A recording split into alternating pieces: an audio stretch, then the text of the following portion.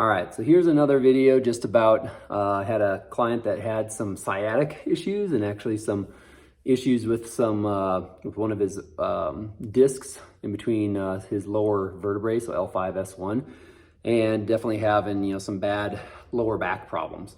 So a couple of ranges of motion that we found that were pretty limited were left hip extension. So that just means that when you're standing like this client particularly couldn't extend this leg as far back or as easily as he could with his right leg going back.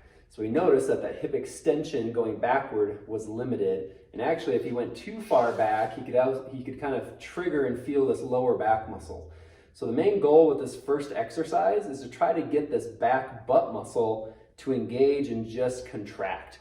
So the first exercise is just pretending that your legs are kind of stuck in concrete and you're just trying to push your feet away from each other. So in this position, my left leg is behind me, right leg is in front just slightly, and all you're trying to do is you're just trying to pretend that your feet are locked in concrete and you're trying to push your feet apart from each other.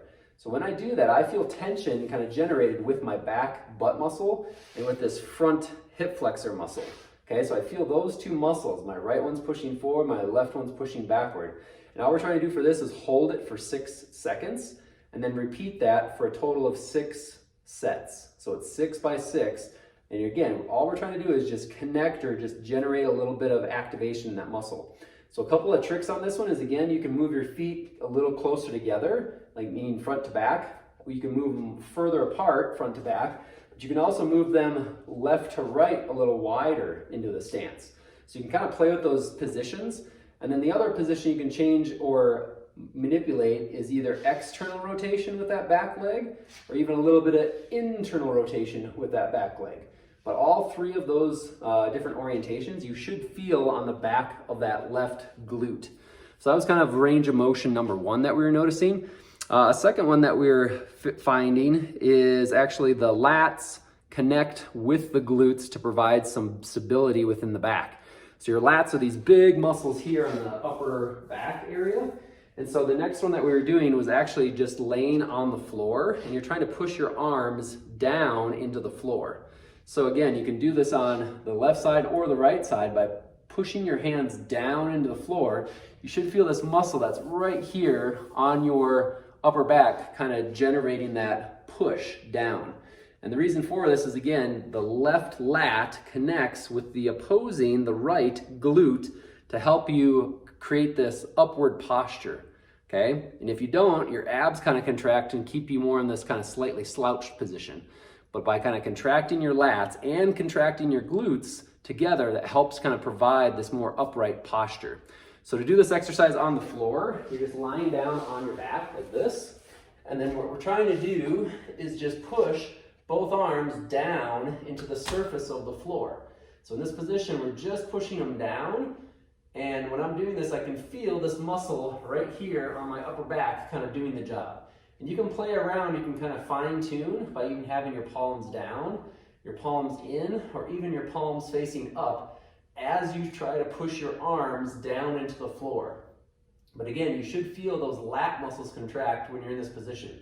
And again, we're holding this for 6 seconds, and then you release, and again, push down and hold for 6 seconds, and release. We're gonna do that for a total of 6 sets, holding each set for 6 seconds each. And then the last one that we were talking about was, I noticed on this particular client that he had a little bit of internal rotation limit on that same left leg.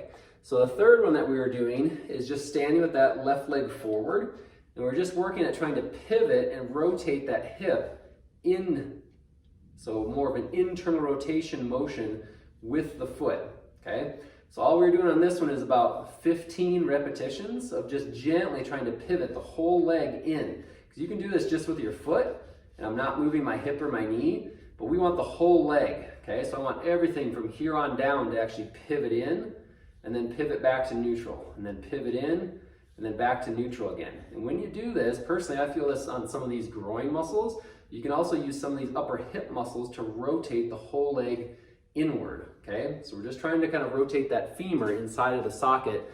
And again, we're doing about 3 sets of 15 repetitions for that last exercise. So that's it for that one. And again, that's just some points and comments and tips and tricks on how to try to activate a couple of those muscles that are around that left hip.